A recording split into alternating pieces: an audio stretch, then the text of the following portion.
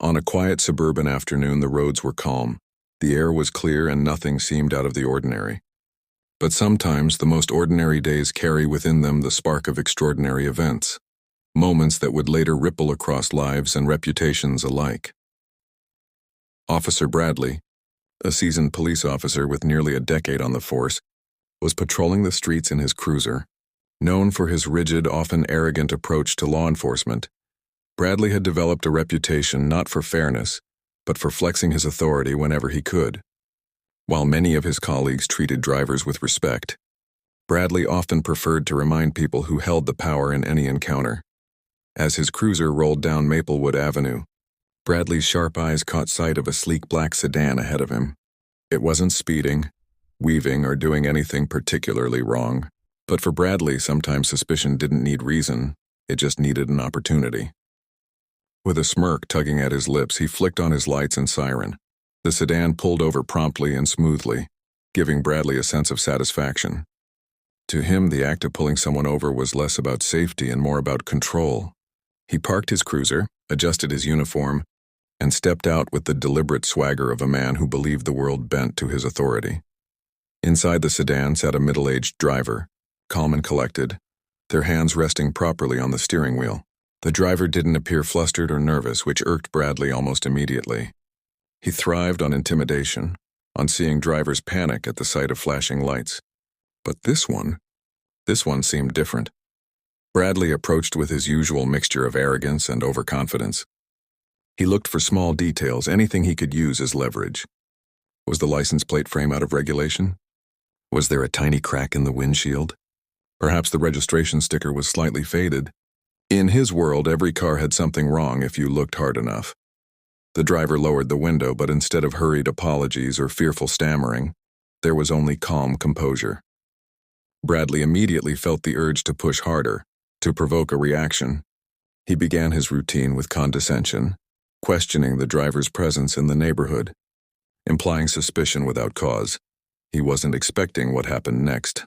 The driver, unbothered, complied with every request: license, registration, insurance, handed over neatly, without delay. Nothing was out of order. Everything was valid. The car was perfectly maintained. There wasn't a single infraction to cling to, but Bradley wasn't ready to let it go. To him, walking away empty-handed wasn't an option. He began inventing hypotheticals, pressing the driver with vague insinuations about possible violations. It was a tactic he often used: push hard enough, and most drivers cracked under the pressure. But not this one. The silence between them grew heavy. The driver's steady gaze seemed to unsettle him in a way he couldn't explain. Bradley felt his confidence waver for just a moment, but he quickly buried it beneath layers of arrogance. He leaned in, smugly warning the driver about the consequences of not cooperating with an officer. What he didn't realize, what would soon turn his entire world upside down, was that the calm driver in front of him wasn't just another civilian. They weren't someone he could bully into submission. They were someone who understood the law better than he ever would. Someone who had spent years interpreting and enforcing it in the highest capacity.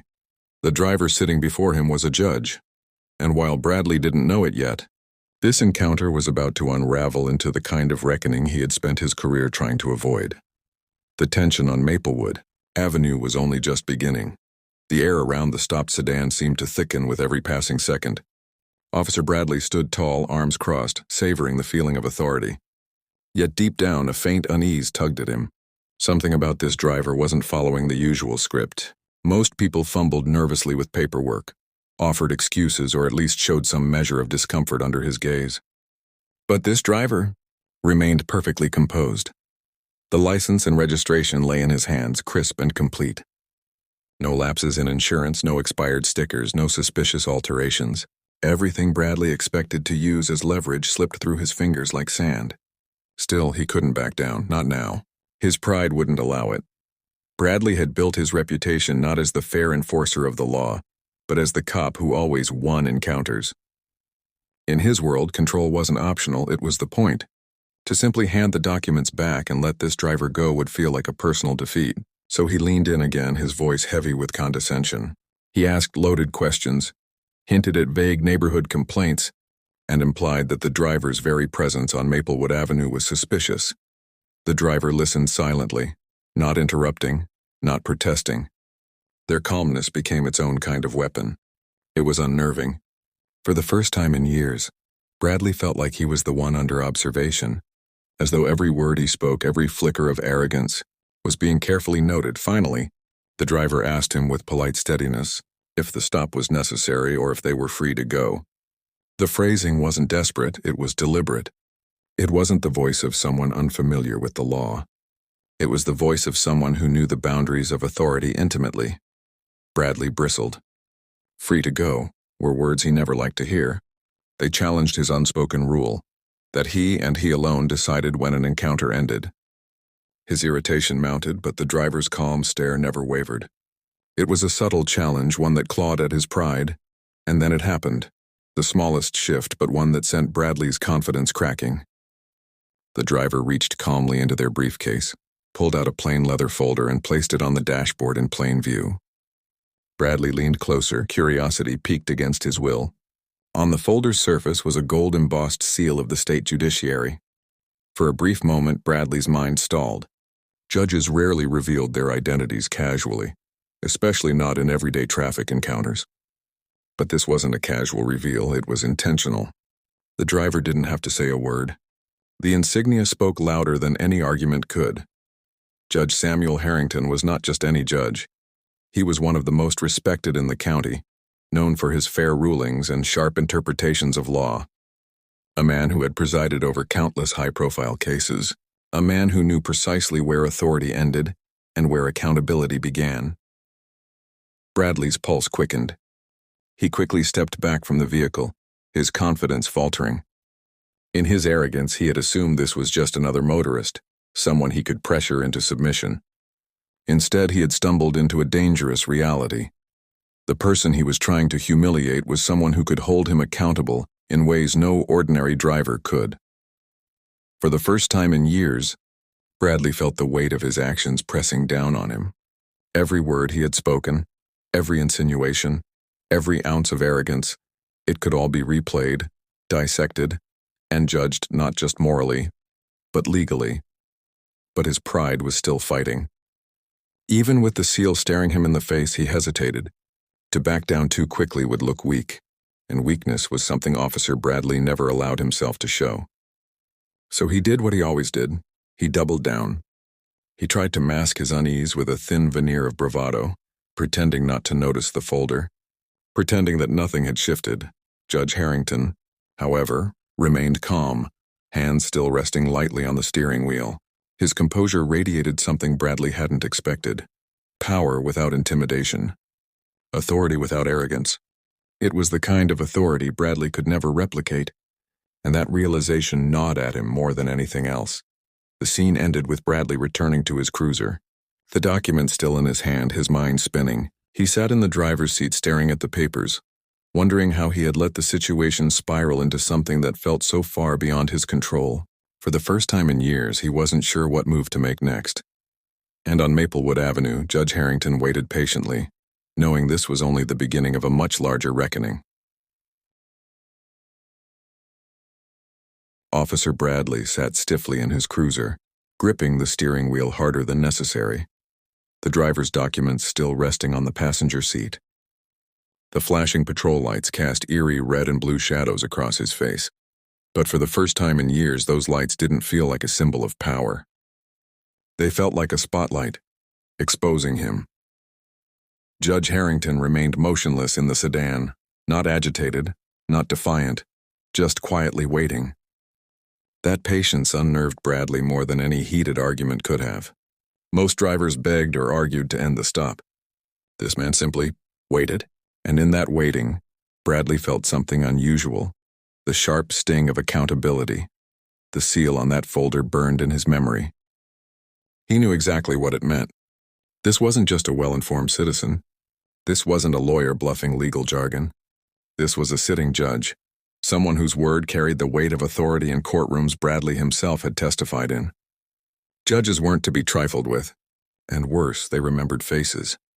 He replayed the last 10 minutes in his mind, every arrogant inflection of his voice, every baseless insinuation he had made. What had felt like routine domination just minutes earlier now looked like reckless overreach. He had tried to belittle someone who not only knew the law but lived it daily, and still Bradley's pride wrestled with his fear. If he ended the stop too abruptly, it would look suspicious, an admission of overstepping. If he pushed harder, he risked digging himself deeper. The trap wasn't external. It was his own ego closing in on him. From the sedan, Judge Harrington shifted slightly, not in impatience but in quiet confidence. He didn't need to say a word. His very presence communicated what Bradley dreaded most. I see exactly what you're doing and I will remember it. For the first time in years, Bradley felt small behind the badge. The uniform that usually inflated his ego now weighed heavy, as if the fabric itself was pressing down, reminding him of the responsibility he had abused too freely. His colleagues joked about bad stops all the time, those awkward moments when drivers complained or called supervisors, but this was no ordinary stop. This was the kind of mistake that could echo far beyond a roadside encounter. Images flashed through Bradley's mind. Being called into the chief's office, facing disciplinary hearings, his name whispered across the department. Worse yet, being summoned into a courtroom, not as the officer testifying, but as the one being scrutinized. The realization hit harder than any reprimand. The man he had tried to humiliate held the power to decide his professional fate. Yet, even in that moment, Bradley's arrogance refused to fully let go. He started scribbling in his notepad, pretending to be busy with a report as if to reassert control over the scene. But the act felt hollow. His usual tactics, dragging out the stop, manufacturing minor infractions, suddenly seemed dangerous. Every extra second he kept the judge waiting was another mark against him, another choice that could be dissected later. Inside the sedan, Judge Harrington checked his watch calmly. That small gesture, simple as it was, sent another shiver of unease through Bradley. Time wasn't on his side anymore. Every delay was an abuse of authority, and he knew the judge knew it. The air between them grew heavy, charged not with confrontation but with inevitability. Bradley was no longer the unquestioned authority. The balance had shifted, and though the stop hadn't officially ended, the power already belonged to the judge. Finally, with a reluctant sigh, Bradley gathered the documents, stepped out of his cruiser, and walked back to the sedan. His stride lacked the swagger it once had. He handed the paperwork back, his voice forced into a neutral tone, but the tension betrayed him. He muttered a standard line about staying safe on the roads, but the words felt brittle, hollow. Judge Harrington accepted the documents with the same calm demeanor he had displayed all along. No words of anger, no dramatic reveal, just quiet, steady authority. But that silence said more than any confrontation could. It was the silence of someone who didn't need to argue because the truth was already undeniable. Bradley returned to his cruiser, turned off the flashing lights, and watched the sedan pull away smoothly into the distance.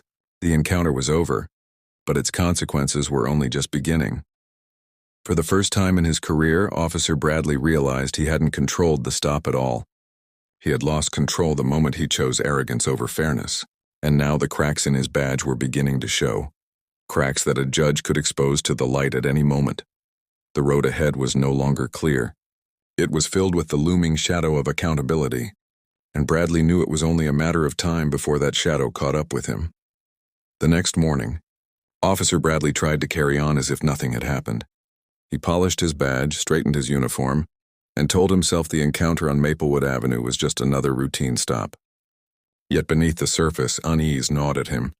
No matter how many times he repeated the story in his head, he couldn't shake the memory of that gold-embossed seal and the judge's unwavering calm. At the precinct, Bradley's colleagues joked as usual, swapping stories about late-night calls and difficult traffic stops. Normally, Bradley would have boasted about his own exploits, exaggerating his authority to win nods of approval. But this time he stayed quiet. He avoided mentioning Maplewood Avenue entirely. For once, the thrill of bragging had been replaced with the cold fear of exposure. What Bradley didn't know was that Judge Harrington had already set events into motion, not through angry complaints or dramatic confrontations, but through the quiet, steady channels of accountability. That same evening, Harrington had made a simple call, not to the precinct directly, but to a trusted colleague within the judicial system. He detailed the encounter in precise professional language. No embellishments, no theatrics, just facts. Facts that spoke volumes. Within days, whispers began circulating through the department. Supervisors exchanged hushed conversations behind closed doors. Bradley noticed the shift almost immediately. The chief avoiding his gaze, fellow officers making subtle comments. The sergeant asking pointed questions about his patrol logs. At first, he tried to dismiss it as paranoia. But the weight grew heavier each day. A summons eventually landed on his desk. An internal review was scheduled. Bradley's stomach dropped. He had been through reviews before, but never one triggered by a judge's account. This wasn't the kind of complaint that could be brushed aside with smooth talk or technicalities. Meanwhile, Judge Harrington continued his work as if nothing unusual had happened. In his courtroom, he presided with the same fairness and composure he was known for. To outsiders, he never mentioned the roadside stop. But behind the scenes, his written statement had already reached the appropriate oversight boards. Bradley, on the other hand, began to unravel. The same arrogance that once fueled his confidence now turned against him, gnawing at his thoughts. He replayed every detail of the stop. The tone of his voice, the unnecessary accusations, the thinly veiled threats. Each memory carried a new weight, a reminder that Harrington had seen through all of it. For years, Bradley had built his career on the assumption that drivers were powerless, that once those flashing lights appeared, people would crumble. But Harrington hadn't crumbled. He had stood his ground without raising his voice, without needing to fight back. That composure had been more powerful than any protest, and Bradley knew it. As the review date drew closer, Bradley's once proud demeanor began to crack in front of his colleagues. He grew short-tempered, snapping at minor questions. He became paranoid during patrols, second-guessing every decision, fearing that anyone he pulled over might know who he was and what had happened. And yet, through all of it, his pride refused to fully let go. He told himself he could still bluff his way through the review, that the department would protect him as it always had. After all, hadn't he seen countless complaints brushed aside before? Hadn't arrogance been his shield all these years? But deep down, a darker truth gnawed at him. This wasn't just another complaint. This wasn't a disgruntled driver or an exaggerated story. This was a judge, calm, precise, and respected, putting his conduct under the spotlight. And there was no shield big enough to protect him from that. On the night before the review, Bradley sat alone in his apartment, staring at his badge on the kitchen table. For the first time, it didn't feel like a symbol of authority. It felt like evidence. Evidence of power he had abused, evidence that could soon be stripped away. The tables had turned, quietly and inexorably. The driver he had once tried to humiliate now held the upper hand, not by force but by the steady weight of truth. And Bradley knew with a sinking certainty that the real reckoning was only just beginning. The precinct's review room was stark and unforgiving. A long wooden table stretched across the center, lined with folders, notepads, and the steady gaze of senior officers. Fluorescent lights hummed overhead, casting a pale glare that made the air feel even heavier. For Officer Bradley, the room felt less like a workplace and more like a courtroom, one where he wasn't the enforcer of order but the subject under scrutiny. Bradley sat rigid in his chair, his uniform immaculate, his badge polished to a shine. Outwardly, he wore the same confident mask he had perfected over the years. Inwardly, though, cracks were spreading. His palms sweated beneath the table, and every beat of his heart echoed like a gavel striking down judgment. The review began not with accusations, but with documentation. Pages rustled as supervisors flipped through reports, timelines, and records. On one side of the table lay the standard patrol logs Bradley had submitted. On the other lay something far more damning. Judge Harrington's statement. It wasn't fiery. It wasn't accusatory. It was factual. Every word was deliberate, every detail aligned with precision. Harrington hadn't exaggerated. He didn't need to. The strength of the statement came from its calm recounting of events, an officer's baseless insinuations, the extended detainment without cause, the heavy-handed threats disguised as procedure. The more Bradley listened, the more his chest tightened. He had counted on Harrington being emotional, maybe even vengeful. That he could have attacked, claimed exaggeration, accused bias. But this was unshakable, cold, precise facts. When questioned, Bradley clung to his old defense, authority. He insisted he had been following his instincts, that his stop was within his discretion, that officer's safety justified his choices. But the words rang hollow. He could see it in the faces across the table, the subtle frowns, the slow scribbles of notes, the weary shake of the captain's head. For years, Bradley's arrogance had shielded him. Complaints from everyday citizens often vanished in the system, dismissed as exaggerations or misunderstandings. But this wasn't an everyday citizen. This was a judge whose word carried weight far beyond a complaint. Every time the review panel circled back to Harrington's statement, Bradley's mask slipped a little more. His voice faltered. His arguments grew thinner. His bravado melted into unease. For the first time in his career, he felt cornered, not by criminals, not by danger on the streets, but by his own unchecked ego. The review stretched on for hours, peeling back layers of his conduct. Past complaints resurfaced. Minor incidents once brushed aside, now woven into a troubling pattern. Bradley realized with a sinking stomach that this wasn't about one stop on Maplewood Avenue. This was about years of arrogance finally catching up to him. As the panel recessed, Bradley sat alone, staring at his reflection in the dark window. The badge on his chest no longer looked like a symbol of honor. It looked like a burden, a weight that had dragged him into a place he could no longer escape. Across town, Judge Harrington sat in his chambers, quietly reviewing court documents. He hadn't asked for vengeance. He hadn't even requested punishment. He had simply told the truth. And in telling the truth, he had accomplished what no angry argument could. He had forced the system to look inward at one of its own. Back in the review room, the panel reconvened. Their expressions were calm but firm. The words they spoke weren't final yet, but Bradley could hear it. The shift in tone, the loss of confidence in him. It wasn't suspension yet. It wasn't termination yet. But the tide had turned. As the meeting closed, Bradley was dismissed with a quiet instruction. Await further notice. No words of reassurance, no pats on the back, just silence and averted eyes. Walking out of the precinct, Bradley felt something he hadn't felt in years. Vulnerability. The streets he once patrolled with arrogance now seemed filled with eyes watching him, judging him, waiting for his fall, and deep inside, he knew the final judgment hadn't been delivered yet. That, he feared, was coming soon. Weeks passed. But for Officer Bradley, time moved differently. Each day at the precinct felt like walking through quicksand. Every glance from a colleague, every clipped exchange with a superior, another reminder that his reputation was crumbling. The swagger he once carried so easily had evaporated. In its place lingered unease, the gnawing sense that his career was teetering on the edge. The call finally came. Bradley was ordered to appear before the disciplinary board. The moment he'd dreaded since that stop on Maplewood Avenue had arrived. He walked into the chamber, his uniform as pristine as ever, but his confidence threadbare. Rows of officials lined the long table, their faces unreadable. At the center sat the chief, flanked by legal counsel and senior officers. The proceedings began with a recitation of facts. Reports were read aloud, complaints reviewed, patterns highlighted. Bradley sat rigid, his jaw clenched, but the truth weighed on him like a stone. For years he had treated his authority as a weapon rather than a responsibility, and now, those choices had caught up with him. Then came the part that sealed his fate. Judge Harrington's written testimony was entered into the record. Calm, measured, and devastating, it outlined not just Bradley's arrogance during the stop, but the dangerous precedent it represented.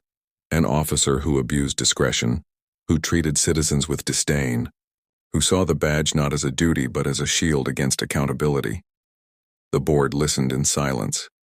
Bradley tried to defend himself, repeating the same tired arguments about instinct and officer safety. But his words sounded hollow even to his own ears. For once, the authority he wielded so recklessly could not protect him. When the verdict was finally delivered, it was clear and final. Bradley was stripped of his badge. Effective immediately, he was terminated from the force. There would be no second chances, no quiet reassignment, no protective shield of brotherhood. His career, built on arrogance and intimidation, had ended with the weight of accountability pressing it into the ground.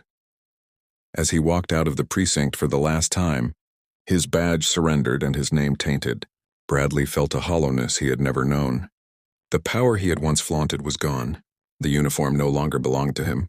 For the first time in his life, he wasn't the one giving orders or controlling outcomes. He was simply another man, stripped of the illusion of authority. Across town, Judge Harrington continued his work, presiding over cases with the same composure and fairness as always. He never gloated, never spoke publicly about the roadside encounter. To him, the matter had never been about revenge, it had been about principle. The law wasn't a tool to humiliate or control. It was a structure to protect, to ensure justice. In the end, the judge hadn't raised his voice, hadn't needed to brandish his title on the side of the road. He had let truth do the work. And the truth had been enough.